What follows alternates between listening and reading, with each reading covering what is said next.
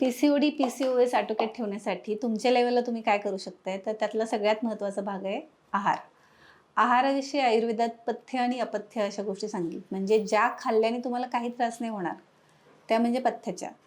बऱ्याच लोकांना नेहमी ज्या भाज्या आवडतात, त्यापैकी बटाटा, वांगं, जे पण तुम्हाला गवारीची शेंग, हे सगळं टेस्टी लागते म्हणून आवडते. पण जे कधीही आवडत नाही किंवा घोसावळ्याच्या भाजीचं नाव नाही ऐकलं लोकांनी, पडवळ कसं करतात माहीत नाही, दोडक्याची भाजी अजिबात आवडत नाही. ह्या सगळ्या भाज्या पथ्याच्या आहेत आणि ह्या पथ्याच्या भाज्या जर तुम्ही खाल्ल्यात, तर तुमच्या शरीराला लवकर बरं व्हायला मदत होते.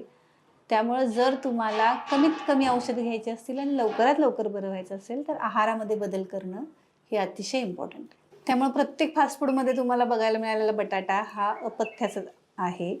त्यामुळे तो कमी प्रमाणात खाणं अपेक्षित आहे.